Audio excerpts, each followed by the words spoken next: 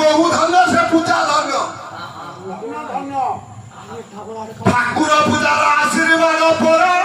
বহুକୁ ମିଳିବ ନାହିଁ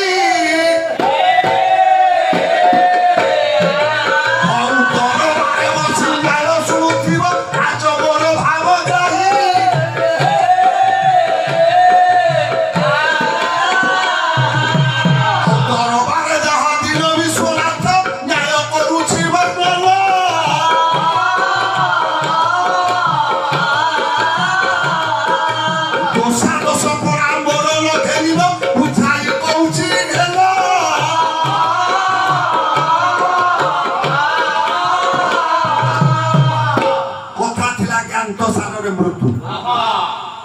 खाली गोटे कथा मुझे परीक्षा फेल होगला बोली आत्महत्या कर निआरे पोड़ी मर पानी में झास देव सलील समाज कि विष खाइब कि ट्रेन आग फुटे पड़ो ज्ञात सार मृत्यु से मृत्यु पे कि कही जाए नुह से से निजे जाए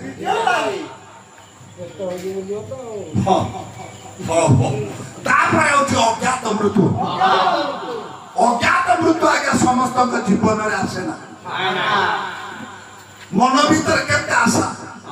केते कल्पना निराशा भीतर कई समय अतिबाहित करती आमे अंगेली भेजे आमरी गाँव जड़े वरिष्ठ गायक जहाँ ना था कुबेर राउत आज आग को रज ना सावित्री सावित्री बोले झील मान घर को शाढ़ी कि पठा बोली फेर बरमपुरा छक बस पिटी टाइम चलीगला केते आशा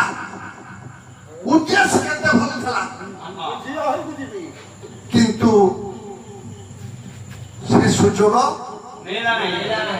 आशा आशा रहीगला जानते मरछे बोली अज्ञात दुर्घटना मृत्यु हो गला सुनते आज्ञा ओडिशार जड़े बरेण्य प्रतिभा ना क्षेत्रवास मिश्र जड़े बरेण्य प्रतिभा झील घर को जाते रजू को जाजपुर निकट ट्रेन पिटी से हरिओम दर्शक ये हूँ अज्ञात मृत्यु स्वाभाविक मृत्यु स्वाभाविक मृत्यु समस्त भाग्य आसे ना क्या भाग्य आसे गोटे छोटिया उदाहरण स्वाभाविक मृत्युटा केमती आगा परिणत बयस काम चलथब कौ काम निज नित्य कर्म निजे करुथिब काहारे आश्रय नहीं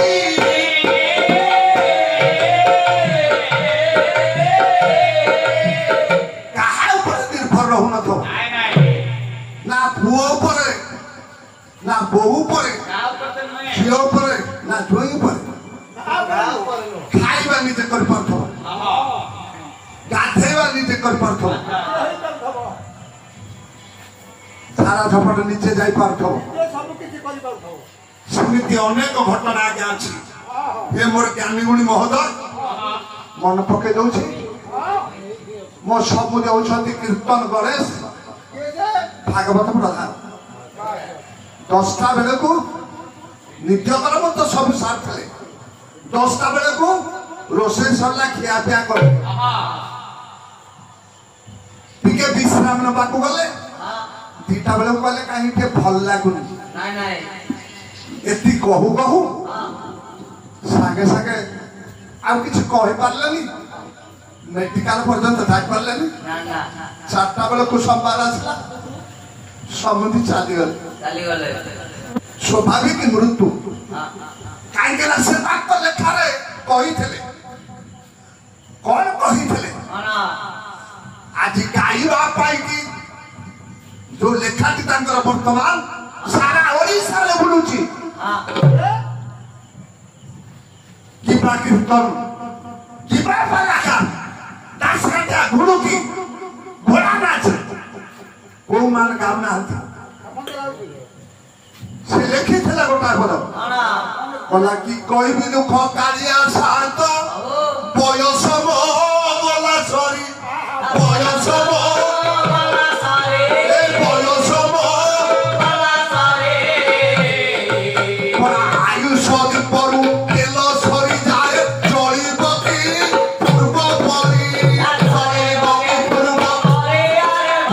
ଚଳିବ କି ପୂର୍ବ ପରି ଚଳିବ କି ପୂର୍ବ ପରି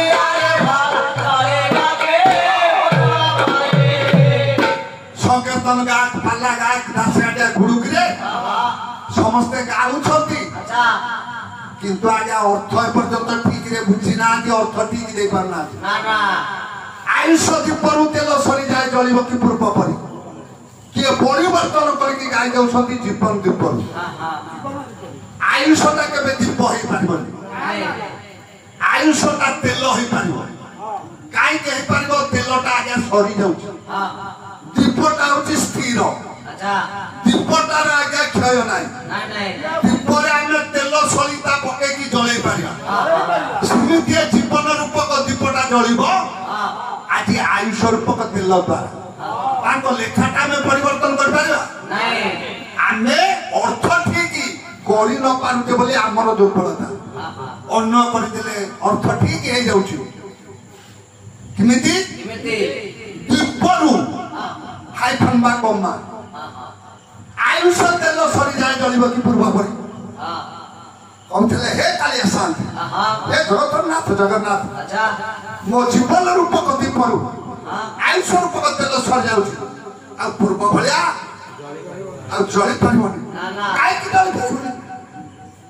ତାର କାରଣ କଣ କାହିଁକି ନା ଆପଣମାନେ ଜାଣିଛନ୍ତି ଖାଲି ମନେ ପକଉଛୁ କଲେ କେଶ ଥିଲା କଳା ହୋଇଗଲା ଧଳା ବେଶମର ହେଲା ବୁଢା ବେଶମର ଦୁଇ ଗୋଡ଼ ମୋର କାମ କରୁଥିଲା ତିନି ଗୋରେ ହେଲି ଛିଡ଼ା ତିନି ଗୋରେ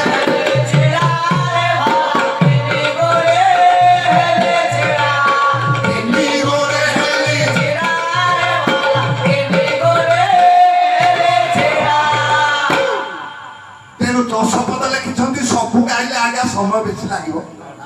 ସବୁ ମୁଁ ଗାଉନି ହଁ କଣ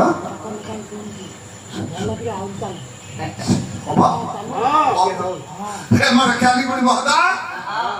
ଗୋଟା ଗୋଟା ଲେଖା ଭିତରେ ମରମ କେତେ ଉଚ୍ଚ ଉଠେ କେଶ ଥିଲା କଳା ହୋଇଗଲା ଧଳା ଏବେ ପିଲାମାନେ ଖାଲି କଲର ନୁହଁ ଆମ ଜୀବନରେ ମା ଯୋଉ ତେଲ ଲଗାଉଥିଲା ତେଲ ହଳଦୀରେ ଆମକୁ ସଜେଇଥିଲା ତାକୁ ଛାଡ଼ିକି ଏ ଅତର ସାବୁନ ଲଗେଇକି ଏ କଳା କେଶକୁ ଆଜ୍ଞା କଳା ପୂର୍ବରୁ ଧଳା କରି ଦଉଛନ୍ତି ତାକୁ ଆଜ୍ଞା ଷ୍ଟାଇଲ କରି ପୁଣି ରଙ୍ଗ କରୁଛନ୍ତି ରଙ୍ଗ ଛାଡ଼ିଗଲେ ସେ ଖଇରିଆ ହେଇଯାଉଛି ପାଚିଲା ହେଲେ ଟିକେ ଭଲ ଦେଖାଯିବ କିନ୍ତୁ ଖଇରିଆ ହେଲେ ଭଲ ଦେଖାଯିବନି ସତ ଚେଷ୍ଟା କରି ପ୍ରଭାବିତ କଲେ ମଧ୍ୟ ଯେତେବେଳେ ପ୍ରକୃତି ଆମକୁ ଯାହା ଦେଲା ଆମେ ତାକୁ ସହିବା ତାକୁ ଗ୍ରହଣ କରିବା ଆମର ଧର୍ମ ଯେତେ ବାର ଯିଏ କହିଲେ ମଧ୍ୟ ମୁଁ ତ ତାକୁ କଳା କରିବାକୁ ଚେଷ୍ଟା କରୁନି ନାଇଁ ପଇସା ସରିବାଟା ବଡ ନୁହଁ କେଶ ଥିଲା କଳା ପ୍ରକୃତିର ନିୟମ ଯାହା ତାହା ହବ ଆମେ ସତ ଚେଷ୍ଟା କଲେ ତାକୁ ଏଡେଇ ପାରିବାନି ପ୍ରକୃତିଟା ଯାହା ତାହା ନିଶ୍ଚିତ ଆମେ ଯେତେ ପରିବର୍ତ୍ତନ କଲେ ମଧ୍ୟ ଇଏ ଅଳ୍ପ ସମୟ ପାଇଁ କେଶ ଥିଲା କଳା ହୋଇଗଲା ଧଳା ବେଶ ମୋର ହେଲା ବୁଢା ଆଉ ଯୁବକ ଅବସ୍ଥାରେ ଯୋଉ ଯେମିତି ପୋଷାକ ପରିଚ୍ଛଦ ଦିଏ ପିନ୍ଧୁଥିଲା ଆଉ କଣ ସେମିତିଆ ପୋଷାକ ପରିଚ୍ଛଦ ପିନ୍ଧିବ ପରିବର୍ତ୍ତନ ହେଇଯିବ କିନ୍ତୁ ଗୋଟା କଥା ପରିବର୍ତ୍ତନ ହବା କଥା ନୁହଁ ଆମେ ମାନେ ହିନ୍ଦୁ ଆମର ଧର୍ମ ଗ୍ରନ୍ଥ ହଉଛି ବେଦ ବେଦର ନିୟମ ଅନୁସାରେ ଆମ ବେକରେ କିଛି ନହେଲେ ମାଳିଟେ ରହିବା କଥା ସେତେବେଳେ ଗାଧେଇଲା ବେଳେ ବାପା ମାନେ ମଉସା ମାନେ ଯଦି ମାଳି ଛିଡି ଯାଏ ଘରକୁ ଆସିବେ ସୂତା କ୍ଷୀରଟେ ବେକରେ ବାନ୍ଧିବେ ତାପରେ ଆଜ୍ଞା ଖାଇବେ ନହେଲେ ଖାଦ୍ୟ ଗ୍ରହଣ କରନ୍ତି। এইটা ଥିଲା ସମାଜ ପାଇଁ ବାର୍ତ୍ତା ବା ନିୟମ। ସେ ନିୟମ ଏବେ ଅନେକ ଭୁଲି ଗଲେଣି। ତେଣୁ ମହାପୁରୁଷ ଅଚ୍ୟୁତ କହିଛନ୍ତି ବେକରେ ନଥିବ ମାଳ ଲୁଙ୍ଗି ପିନ୍ଧା ହେବେ ତମର ଆଣିକି କଥାଟା ଯିବ ଖରାପ ଭାବିବନି। ମୁଁ ତ ଅନେକ ବାର ଅନୁରୋଧ କରୁଛି କାହିଁକି ନା ଏଇଟା ଆମ ସଂସ୍କୃତି ନୁହଁ ଆମ ଧର୍ମ ଭିତରେ ତାହା ନାହିଁ। ମନେ ପକେଇ ଦଉଛି ମୁସଲିମ ମାନେ ତାଙ୍କ ଠିକ ସମୟରେ ଯିଏ ଯୋଉଠି ଥିବେ ସେମାନେ ନମାଜ ଗାଉଛନ୍ତି। ଆମ ଧର୍ମରେ ସ୍ଥିରତା ନାହିଁ। ଆମ ଧର୍ମରେ ପରା ସନ୍ଧ୍ୟା ଅଛି ତ୍ରିସନ୍ଧ୍ୟା ଅଛି ପ୍ରାତ ସମୟରେ ମଧ୍ୟାହ୍ନ ସମୟରେ ସନ୍ଧ୍ୟା ସମୟରେ ଆମେ ମାନେ କଣ ଲୁଙ୍ଗି ପିନ୍ଧିକି ଧୋତି ପିନ୍ଧିକି କିଛି ନହେଲେ ମଧ୍ୟ ଯୋଉ ଗାୟତ୍ରୀ ମନ୍ତ୍ରଟା ମୁଁ ଗାଇଥିଲି ସେ ଗାୟତ୍ରୀ ମନ୍ତ୍ର 3 ଥର ସନ୍ଧ୍ୟା ଆମେ କରିବା ଦରକାର। ଯୋଉଠି ମୁସଲିମ ମାନ କରୁଛନ୍ତି ଆମେ ମାନେ ହିନ୍ଦୁ ଆମେ ମାନେ ଆମ ଧର୍ମକୁ ଏତେ ଆଗେ ହାତ ଛଡା କରି ପଦାଘାତ କଲେଣି ଆମେ ଆମ ଧର୍ମ ରକ୍ଷା କରୁନୁ।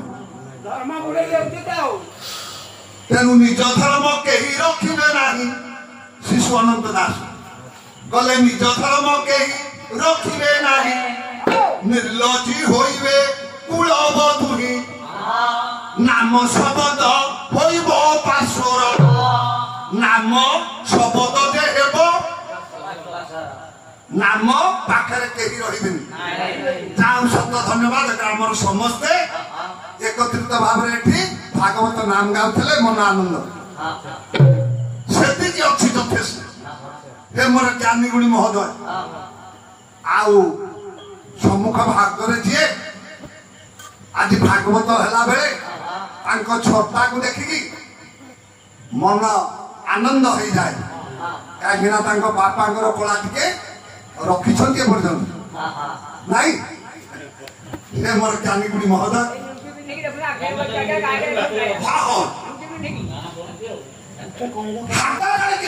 କରୁଛି କାହିଁକି ନା ଯାହାଙ୍କର ଲେଖା ମୁଁ ଗାଉଛି ତାଙ୍କ 10 ଦିନ ଶିଷ୍ୟ ବନ୍ଧୁ ଗ୍ରାମବାସୀ ଆଉ ଯେତେ ଯିଏ ନିମନ୍ତ୍ରିତ ହେଇଥିଲେ 400 ଲୋକ ପୁରୁଷ ଯାଇଥିଲୁ ସମସ୍ତଙ୍କ ପାଇଁ ଧୋତି ଗାମୁଛା ଖଣ୍ଡେ ଲୁଙ୍ଗି ନିଆ ହେଇନଥିଲା। ବ୍ରାହ୍ମଣ ମାନେ 10 ସେ କଲା ବେଳେ ତାଙ୍କର ପରିବର୍ତ୍ତନ ହଉନି। ସିଏ ତ ଧୋତି ଗାମୁଛା ପିନ୍ଧିକି 10 ତୋଠରୁ ଆସୁଛନ୍ତି। ଆମେ ମାନେ କାହିଁକି ଲୁଙ୍ଗି ଆଉ ଗାମୁଛା ଧରିବା? କିଛି ନହେଲେ ମଧ୍ୟ ସେଇ ଗୋଟା ଦିନ ତା ପରଦିନ ସେଇ ଲୁଗାଟା ଫୋପଡ଼ା ହେଇଯାଉ ଆମେ କହୁଛେ କିଏ ପିନ୍ଧିବ କିନ୍ତୁ ଆମେ ନ ପିନ୍ଧିବା ବୋଲି ସେଇଟା କଣ ଉପର ବାଲାର ଭୁଲ? ସେଇଟା ଆମ ଭୁଲ। ଆମେ ନିଜ ଧର୍ମ ନିଜେ ବୁଝିପାରୁନେ। ହେ ମୋର ଜ୍ଞାନୀ ଗୁଣୀ ମହୋଦୟ କହିବାର ବିଶେଷତଃ ତାଙ୍କ ଲେଖା ଭିତରେ ଆଜି ହେଇଛି କଣ ଯୋଉ ଜୋରେ ଗୋଡ ଦ୍ୱାରା କାମ ହଉଥିଲା ଆଉ 2 ଗୋଡ ସମର୍ଥ ହୋଇପାରିଲାନି ଅଣ୍ଟା ନଇଗଲା ଆଣ୍ଠୁମଣ୍ଠି ବାଦ ହେଲା ବାଙ୍କୁଲି ବାଡ଼ି ଦରକାର ପଡିଲା 3 ଗୋଡରେ ବାଦ ଚାଲିଲା। ଖାଲି ସେତିକି ନୁହଁ ଆହୁରି କଣ ବ୍ୟତିକ୍ରମ ହେଲା ଦୃଶ୍ୟ ହେଲା ଉଣା ପଡୁ ନାହିଁ ଜଣା ଶୁଭୁ ନାହିଁ ଶ୍ରବଣକୁ ଆରେ ଶୁଭୁ ନାହିଁ ତାଙ୍କର କିଛି ବ୍ୟତିକ୍ରମ ହେଇନଥିଲା। କାହିଁକି ବ୍ୟତିକ୍ରମ ହଉନଥିଲା? ଯିଏ ଜୀବନ ସାରା ପ୍ରଭୁଙ୍କୁ ଭଲ ପାଇ ପ୍ରଭୁଙ୍କର ନାମ ଗାଉଥିଲା ଆପଣ ସେଇଥିପାଇଁ ସମସ୍ତେ ଅଭ୍ୟାସ ରଖନ୍ତୁ। କିନ୍ତୁ ଏ ସମାଜରେ ନାମ ଠାରୁ ଯେତେ ଦୂରକୁ ଯିଏ ପଳଉଛନ୍ତି ସେଇମାନଙ୍କର ଅବସ୍ଥା ଏହା ହଉଛି ତାଙ୍କ ଲେଖା ଭିତରେ ସେ ସ୍ଥାନ ଦେଇଛନ୍ତି। ଦୃଶ୍ୟ ହେଲା ଆମେ ଆଖିକି ଭଲ ଦେଖାଯାଉନି ତାଙ୍କୁ ଶେଷ ପର୍ଯ୍ୟନ୍ତ ଦୁଷ୍ଟ ସିଏ ସମାଜ ପାଇଁ ବାର୍ତ୍ତା ଦେଇଛନ୍ତି। ଶ୍ରବଣକୁ ଗଲେ କାନକୁ ଭଲ ଶୁଭୁନି ପରିଣତ ଅବସ୍ଥା ଜରାଜୀର୍ଣ୍ଣ ଅବସ୍ଥା। ଆଉ ସେତିକି ନୁହଁ ଗଲା ମନ୍ଦିରକୁ ଗଲେ ମୁଣ୍ଡିଆ मुंडिया मारुछि राम छाड़ी रावण को जदि मंदिर को जीव राम को छाड़ी दे रावण पाखे मुंडिया मारे बहुत देखा जाउना जान पार मत वास्तव कथा अरे परिश्रा लागिले उठी जाऊ जाऊ परिश्रा लागिले 12 दिन दी जाए बाहर को जाऊ जाऊ अरे बाहर को कहा को कहिबे मोरी मारी होई पड़ी जाऊ थिले दहु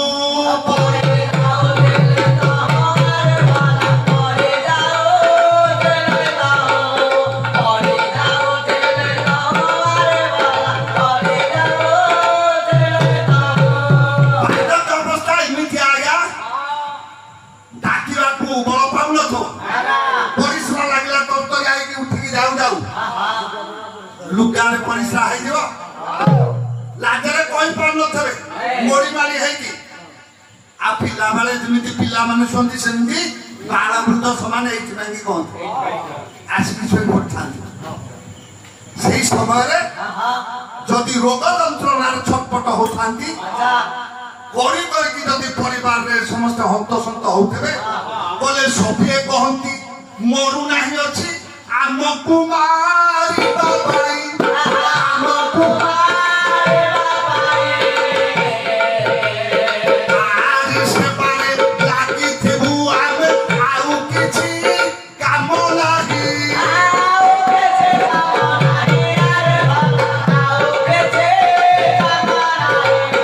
आउ किछि काम नाही अरे बाबा आउ किछि काम नाही पर्यंत आमे पवित्र दरबार जेती कथा सब आलोचना करथिले जदि समस्ते थांदे समस्त करत भोजन सरिया परे गरुआ समस्ते विश्राम मारिकी मुहाई पळेले आमे आउ बेसी समय न पानी हेले गोटा व्यक्तिक्रम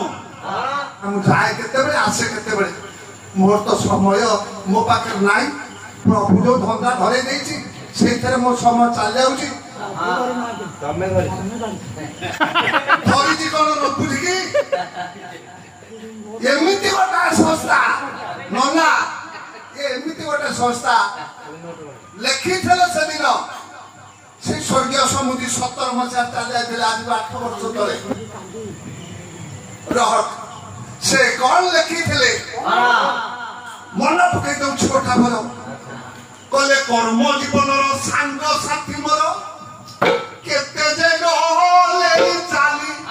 केते जे गले चाली सुप्रभरे खाली डाक छानुछंती शीघ्र तुमे आसो बोली शीघ्र तुमे आसो बोली अरे भला शीघ्र तुमे आसो बोली शीघ्र तुमे आसो बोली अरे भला शीघ्र तुमे आसो बोली तांको समय सांग साथी गायक उदयनाथ पुरुषी समस्या में कसिए नाहांती तांको सानो से आगु पळे गले पूजा स्वाद पुरुना पुर अक्रोशाई से तांको सांग साथी लोक से भी चाली गले आजी सखे गोपीनाथ दल बेरा नतर आनंद नाय समसामयिक गायक माने तांकर चाली गलानी लेखा भीतर मरम स्वप्न रे खाली डाक छाडुछंती निकट को आस बोली से स्वप्न रे मते आह्वान करूछंती पाखो पास मु गाउ छ आगे घटनाटा ठीक थिया सानो भाई गोटे मरथिला नाउपरा आनंद 20 मसा चाली गला 5 वर्ष हे गला मोट 2 वर्ष सानो से आगे पड़ी गला तान सर गला गत वर्ष चली गले मदर भाई ना से भी गले आउ किछि दिन पूर्वे चली गले गोलख राउतरा नरेंद्रपुर से भी गले मो समय का प्राय समस्त पळे गले केते बेले आउ एका भाई पड़िबो केते बेले प्रभु नेबे स्वप्न रे समान तर डाक अहर सुबुची ते मोर ज्ञानी गुणी महोदय मु चाइली मो जीवन भीतर किए भाई बंधु कुटुंब मृत्यु समय कहीं था इमती कीर्तन हो जीवन पड़े जाता कि प्रभु तोर नाम गाई आई যদি জীবন পড়ে যায় মোর কীর্তনিয়া ভাই মান যদি উঠেইকি নেই দিবে কীর্তন গাইবাটা সার্থক হবে। হও হও ହେଲେ ଆଶାରେ ଯଦି ରହିଗଲା ପ୍ରଭୁ ତ ନାମ ଗାଇ ଗାଇ ରାଜ୍ୟ ଭୁଲିବାଟା ବ୍ୟର୍ଥ ହେଇଯିବ ପ୍ରଭୁ। ଶେଷରେ ଗୋଟା ପଦ ସେ କହିଥିଲେ କହିବା ଗାଇବା ସାମର୍ଥ୍ୟ ମୋହର ଶକ୍ତି ମୋର ଶକ୍ତି ମୋର ଏତିକି ବିନତି ଶେଷ ଦଣ୍ଡବତ ଚଳାଉଛି ଭାଗବତ ଚଳାଉଛି ଭାଗବତ ଚଳାଉଛି ଭାଗବତ ଚଳାଉଛି ଭାଗବତ ଚଳାଉଛି ଭାଗବତ। ଯେତେବେଳେ ଲେଖା ହେଲା ସେତେବେଳେ କହିଲେ ଆଉ କହିବା ଗାଇବାକୁ ମୋର ଶକ୍ତି ନାହିଁ। ଶ୍ରବଣ ଶକ୍ତି ମଧ୍ୟ ମୋର କମିଗଲାନି କେବଳ ମୁଣ୍ଡିଆ ମାରୁଛି। ଏ ଭାଗବତକୁ ପାଖକୁ ନେଇଯା ଡାକ ପ୍ରଭୁ ଶୁଣିଲେ 10ଟା ବେଳେ ଖାଇ ପିଇଲେ ବିଶ୍ରାମ ନେଲେ ତାପରେ 4ଟା ବେଳକୁ ହରିଓମ କରୁଛ।